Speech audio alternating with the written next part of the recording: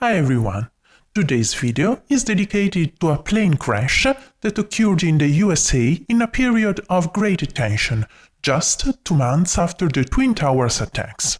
I'm referring to the plane crash of American Airlines Flight 587, which took off from John Fitzgerald Kennedy Airport and headed for Santo Domingo in the Dominican Republic. It crashed into a residential area of Belle Harbor in New York City shortly after the takeoff. I'm speaking of an Airbus A300-605R, a medium-range airliner and the first wide-body twin-engine aircraft produced in history. In July 1988, it had been delivered new to American Airlines and had accumulated 37,550 flight hours and 14,934 takeoff and landing cycles at the time of the accident. Let's analyze together what happened to that flight. 12 November 2001. At 7 a.m., the captain, Ed States, and the first officer, Stan Mollin, arrived at the gate. They were both highly experienced commercial pilots. The captain, 42 years old, was hired by American Airlines in July 1985. He had accumulated 8,050 hours total flying time, including 1,723 hours as an A300 pilot in command. The first officer, 34 years old, was hired by American Airlines in March 1991. He had accumulated 4,403 hours total flight time, including 1,835 hours as an A300 second in command. About at 7:10 a.m., the airplane fueling process began together with the pre-flight exterior inspection of the airplane. That concluded without anything unusual at 7:45. In the following minutes, passengers boarding began. On board Flight 587, there were 251 passengers, including 5 children under 2 years of age and 7 cabin crew members. At 8:59:58 seconds, the pushback is granted from the gate. That is, the aircraft has been authorized to leave the boarding area. At 9:01:33 seconds, the ground controller provided the pilots with taxi instruction to runway 31L. At 9:02:23 seconds, completes the rudder test run by pressing on the pedals first to the right, then to the left. Rudder check. From this moment on, the progression of events takes us to the time of the accident.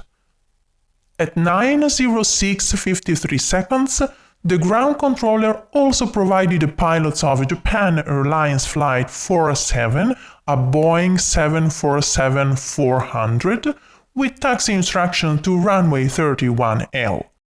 It will take off before the Airbus Flight 587.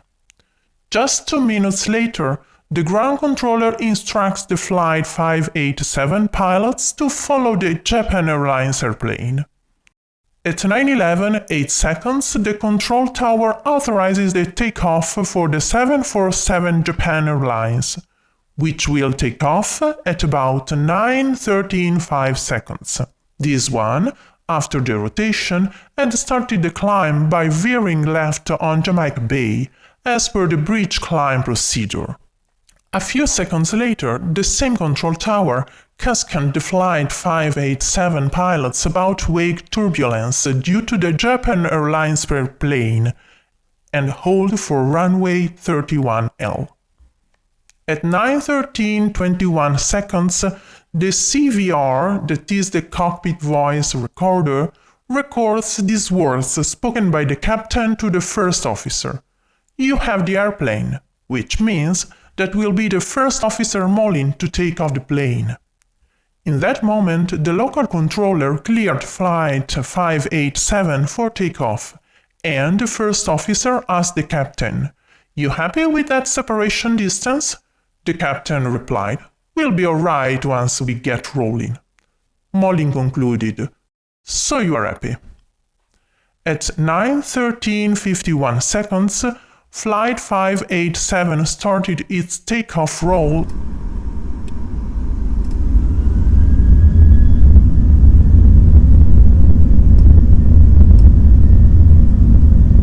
and lifted off about 9:14:29 seconds, which was about 1 minute and a half after the Japan Airlines airplane. At 9:14:43 seconds, the local controller instructed the Flight 587 pilots to turn left, fly the bridge climb as the Japan Airlines 747 had done shortly before. In the following seconds, the commander contacted the departures controller, informing them that they were at 1,300 feet and climbing to 5,000 feet. In response, they were instructed to climb and to maintain 13,000 feet, about 4,000 meters.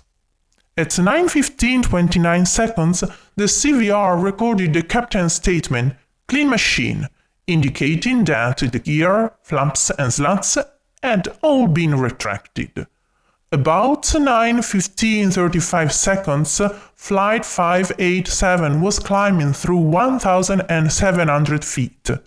About 1 second later, the departure controller instructed Flight 587 to turn left and proceed direct to the Wavei navigation intersection, located about 30 miles southeast of JFK. An intersection point is usually the intersection between two VOR radials. To put it simply, we can say it's a sort of crossroads, but in this case it's a point at 30 nautical miles on the radial 156 of the VOR JFK. At 9:15:36 seconds, the Airbus experienced the first wake turbulence that the Japan Airlines Boeing was leaving behind. In fact, the flight data recorder, FDR, that is the famous black box, recorded anomalous accelerations that the first officer Molin countered with the yoke and the rudder pedals. The captain stated, "Little wake turbulence here," confirmed by the co-pilot a second later. At this point, the plane was turning to head towards the intersection point and was at 2,300 feet, about 700 meters altitude, at a speed of 250 knots, which was the maximum allowed speed for that type of aircraft under 10,000 feet. At 9:15:51 seconds, the Airbus encountered the second wave turbulence, which the first officer countered with two wide and violent actions, both with the yoke and with the rudder pedals, which induced loads greater than the ultimate load on the connection between the rudder and the fuselage, fracturing the right rear main attachment of the vertical stabilizer. According to the data found in the memory of the black box, FDR, the movement recorded on the controls induced great flexions on the vertical stabilizer, even of 12 degrees with respect to the neutral position. All these involved the total detachment of the vertical stabilizer at 9:15:58 seconds, which ended up in Jamaica Bay. At that time, the CVR recorded the sound of a loud bang. The airplane was traveling at an airspeed of about 251 knots. The Airbus, now out of control, rotated on itself, also causing the detachment of the two engines due to the strong aerodynamic stresses that weighed on them. The explosions that many eyewitnesses told were caused by the fuel ignited during the separation. Moreover, airflow, which passed through them from the opposite side, may have created a pressure peak in the compressor, causing it to explode.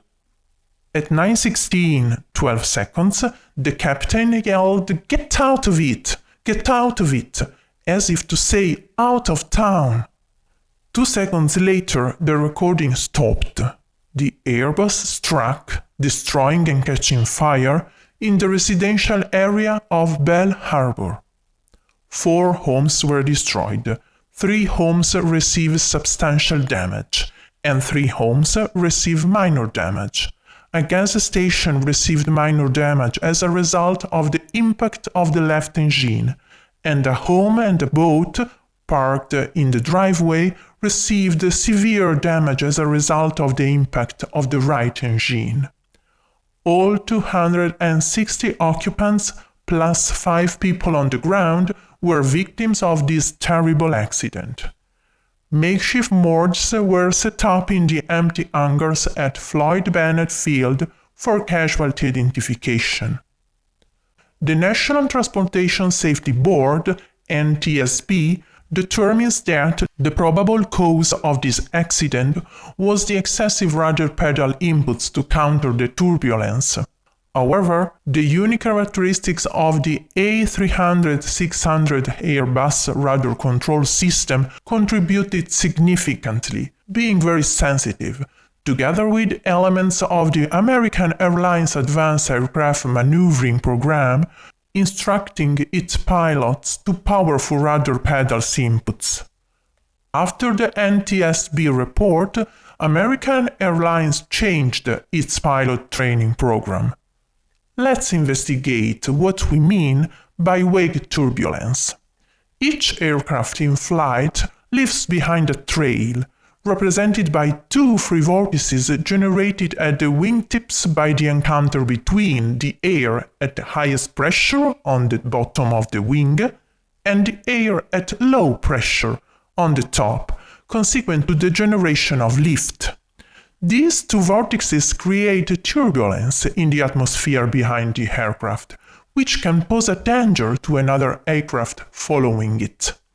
An aircraft that enters the zone of influence of these vortices can undergo a violent roll, which can exceed the control of the aircraft and therefore, being no longer compensable with flight maneuvers, can lead to structural damages. Obviously, the speed and persistence of this sort of tornado depend on the size of the aircraft that generated them. In the case of a Boeing B747, vortices with rotational speeds exceeding 240 km per hour can be generated, which persist up to a distance of 30 km. Furthermore, especially near the ground, vortices can persist, rise, and even translate depending on the weather conditions. For these reasons, it's necessary to adjust the separation times between aircrafts in the takeoff and landing phases in order to protect an aircraft from the wake turbulence left by the previous one. A memorial for the victims of the disaster has been erected in Rockaway Park in Belle Harbor.